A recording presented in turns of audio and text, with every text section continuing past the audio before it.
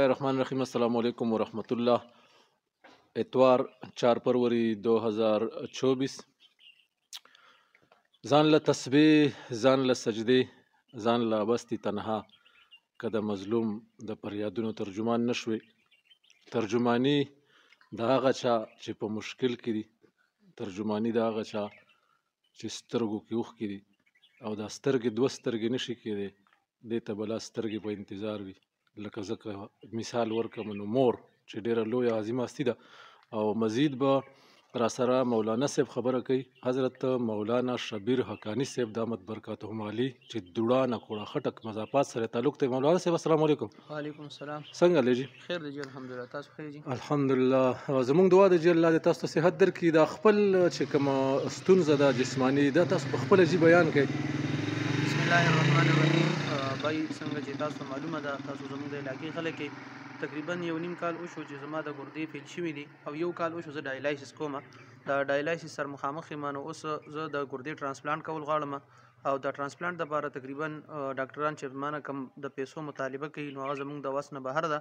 لہذا مسلمانانو نه د تعاون اپیل دی، او دې دوران کې زه تقریبا 15-16 لک روپۍ هغه قرضدار هم شوم.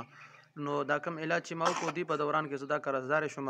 لہذا کم مسلمانانو سره د زکات د صدقاتو د وس نه کیږي، نو زه دې ټیم کې مستحق د زکات یم چې الله پاک چاته وس ورکړی وي زکات ورکول غواړي، نو د زکات په ذریعه دې ما سره تعاون وکړي.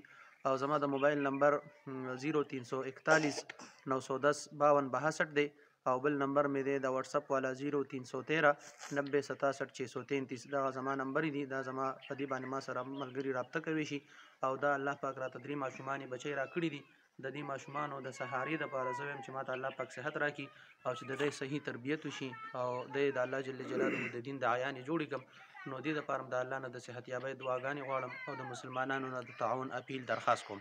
مولانا صاحب تاسو د ټرانسپلانټ خبره وکړه، نو ګرده خو تاسو ته کور والا درکوي، خو ذکر تاسو دا ونه کړو چې خرچه نو دا خو 16 لک روپۍ تاسو یادوي. 16 لک روپۍ ډاکټر ارباب نثار سره زموږ خبره شوې وه، هغه 16 لک روپۍ غواړي، او ګرده راته کور والا راکوي. نو دې دپاره مونږ دا ترتیب بیانو چې یاره دا کور والا مونږ ته ګرده راکوي، او خلک مونږ سره په دې کې د تعاون وکړي. او دا تقریبا 16 لک روپۍ ډاکټران مونږ نه غواړي، او د دې نه بعد هم بیا ډېر علاج د دې پاتې دی چې مطلب دا 16 لک روپۍ باندې اپریشن وشي، نو هغې نه بعد به بیا هم د دې علاج باقي وي. ډېره مننه مولانا صاحب. د ملګرو نه به یو درخواست کوو چې هر څوک ویډیو وګوري، شیر دی کړي په دغه نیت چې را څوک هم مدد کول غواړي. او که زه تپوس نه کوم نو دا ویلی شم چې ژوند چې دی دا په امامت کې دی، څوک هم چې مدد کوي نو د هغوی به د الله د رضا دپاره وي. الله مو راته ښاد ساته، خوشحاله اوسئ، او الله دې تاسو ته صحت درکړي.